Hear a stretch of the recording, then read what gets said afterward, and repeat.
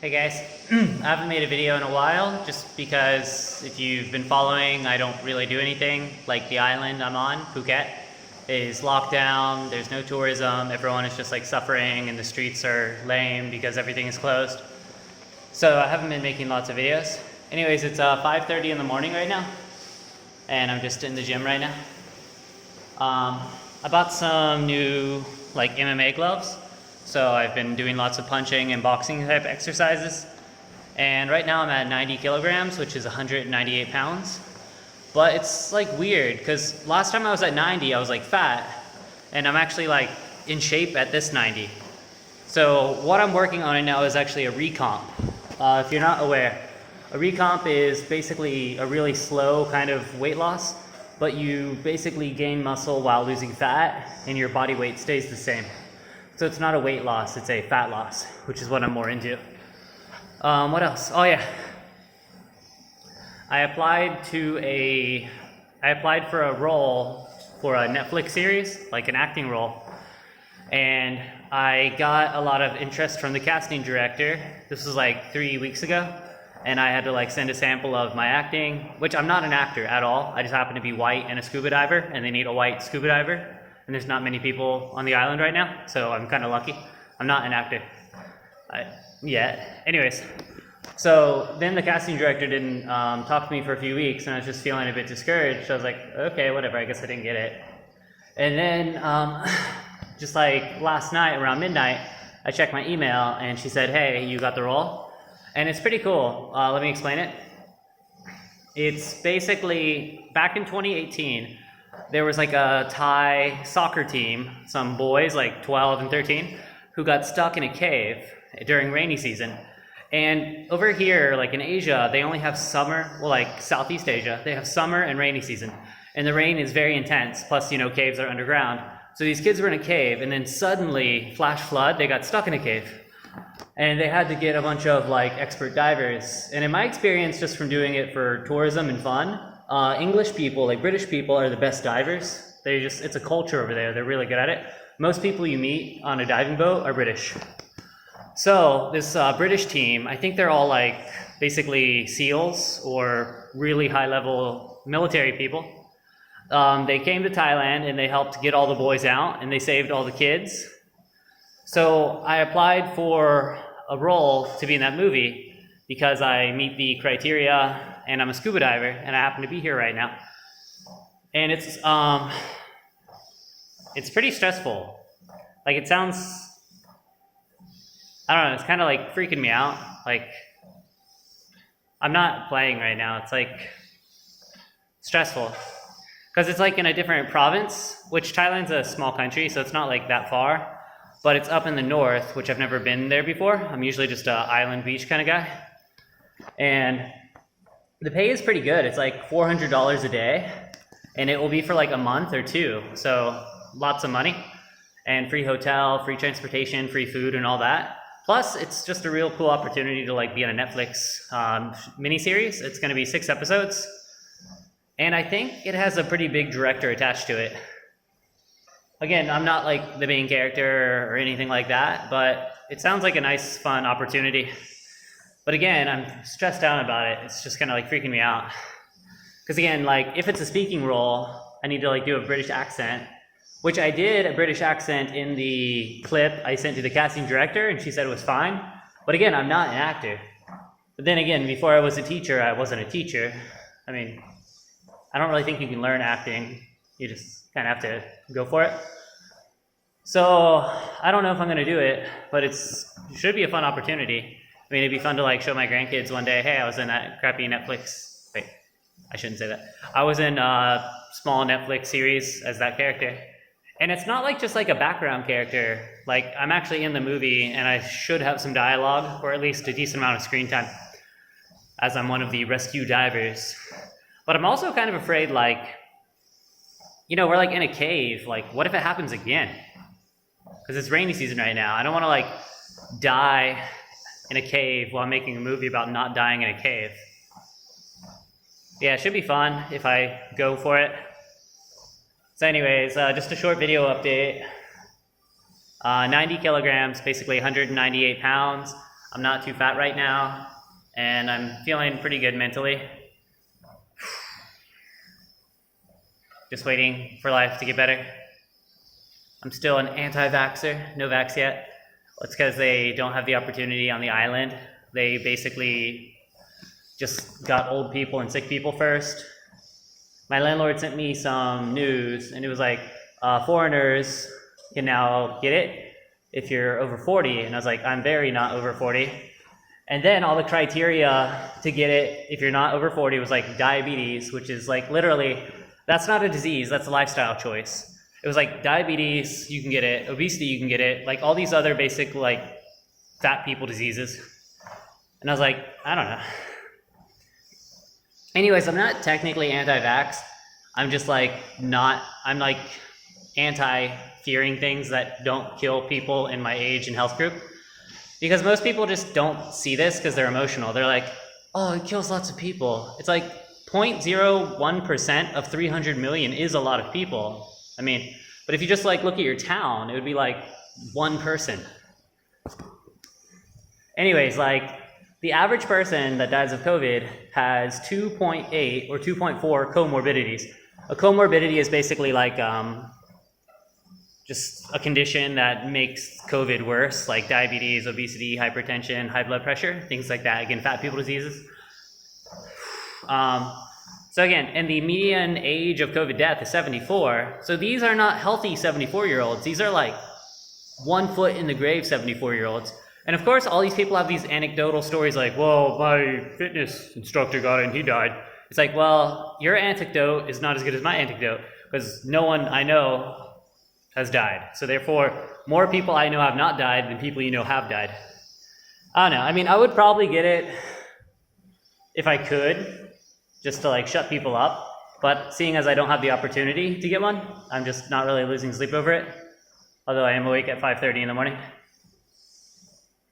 Anyways, I'll get one eventually. Maybe.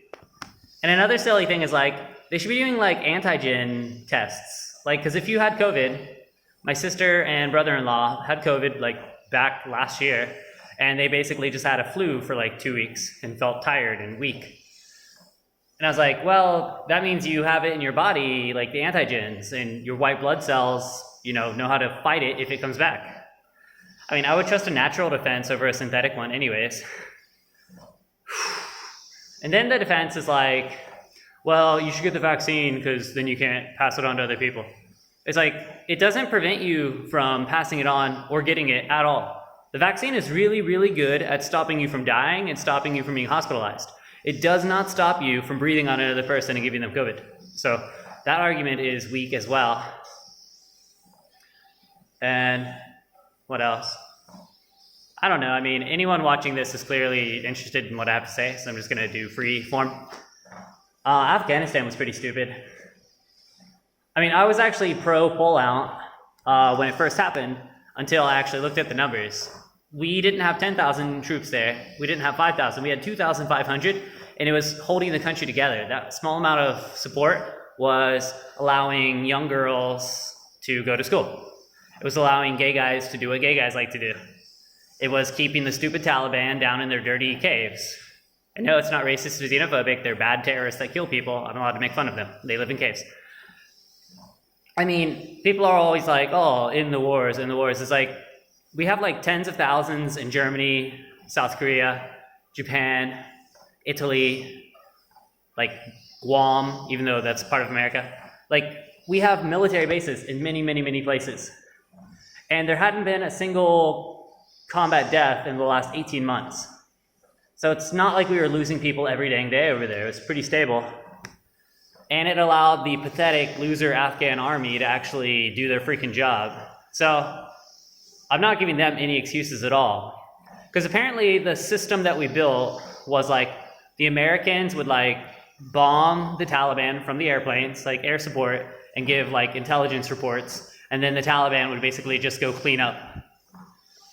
Sorry, the Afghan soldiers would go clean up the dead or wounded Taliban people. And what Biden did is he removed that air support and intelligence. So the Afghan army, all 300,000 of them, were left on their own. I seriously think it's pathetic how like white people talk about non-white people. Like a white liberal, like a Democrat, thinks non-white people have no agency. And that's kind of a word I've learned recently. Agency just means like the ability to determine your own ideas and future. So like whenever a black person does something, it's like, well, you know, they're from a bad family.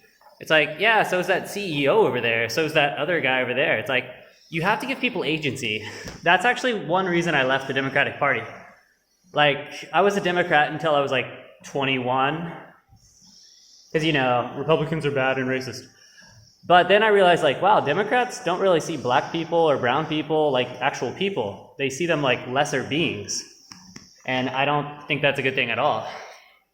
I mean, if you're a bad person, you're a bad person. I don't care what color you are. Like, lots of bad white people. But the thing is, you have to give people agency. So, like, we're making excuses for the Afghan army.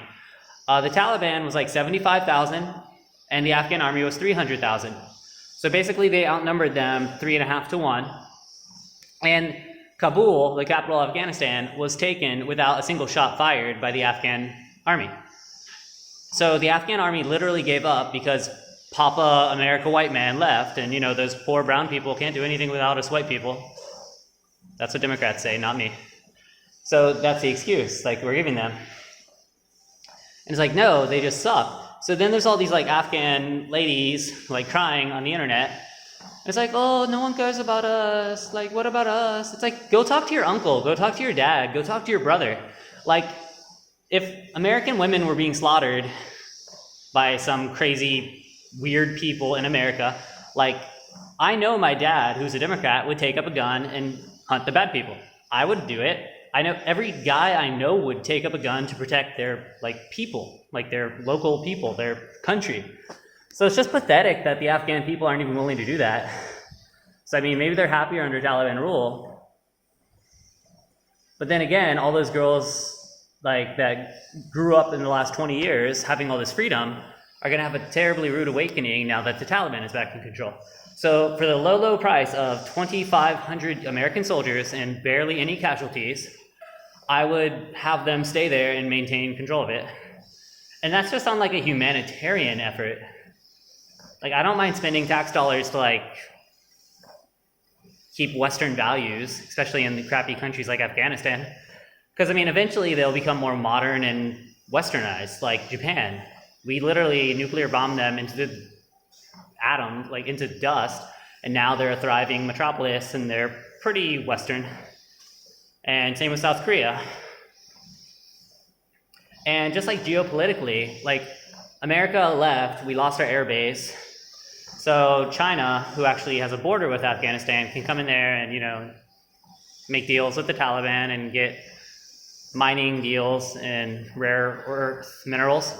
And Russia is free to do whatever they want to do. So, I mean, whenever good powers leave, bad powers come. And America's not like, you know, the good guy in a movie. But would you rather Russia be the world power, China be the world power, or America be the world power? I mean, at least we're not very imperialistic. Like, we're not like Great Britain or France back in the days where they were like stealing swaths of Africa and Asia. America typically doesn't do that. What we do is we have a really pervasive culture. So a lot of our, sorry, I'm starting to get tired, I'm fasting right now. So a lot of our influence, there's like hard influence and soft influence. A lot of the American influence comes from soft influence, aka everyone knows who our president is. Everyone likes our movies. Everyone likes our brands. I mean, Adidas, Nike, Air Jordan, iPhone, things like that. So I mean, if you just like let people have the freedom to buy nice things and, you know, see westernized movies, they're eventually going to become more westernized. I mean, if China was democratic, I guarantee they would be voting in more American-minded leaders. The problem is they just cannot vote. But most people I know in China are pretty westernized, but they're still under the communistic rule. I don't know. Anyways, yeah, I'm really nervous about that movie. And I'm not sweating yet because I have it at a really low speed. I'm basically just trying to burn some energy. But I have been doing pretty heavy lifting lately, so I feel really good. My elbows are a bit sore, so I'm just making sure to rest. I've just been focusing on like chest a lot, so my chest is looking pretty good. And I'm not focusing on my biceps because they're just already decent. So I'm focusing on shoulders and chest. I don't do abs because I don't want to get them bulky. I've said that hundreds of times before. I'm focusing on my legs a lot right now too. Let's see. Hard to see with these baggy shorts, but yeah, so I've just been doing lots of like leg extension, leg curl. I've been doing some squats, but I don't have a barbell, so I've been doing like dumbbell squats, not with this small weight, but like 20 or 40 kg. And I just don't really like dumbbell squats because like it's just kind of uncomfortable to hold it like this and then squat. And to be honest, I'm not a fan of squats anyways. But yeah, I've just been working on all that. I'm still teaching my students. I haven't been out of the condo in like 2.5 months. So whenever I call people, they're like, how are you so white? Like, I'm just like ridiculously pale, even though I live on the equator, basically, at the beach. Whew. I don't know. All right, well, I finished the treadmill. It's on cool down mode. I'm going to go do some punches, which, as you can see, there's no punching bag. So what am I punching? That's like a decline bench. I put it up all the way, so those two pads are kind of taller. They're about chest height, and I just like work on just throwing punches. Just really basic stuff. Just burning calories and just enjoying the movement. And yeah, thanks guys, bye-bye.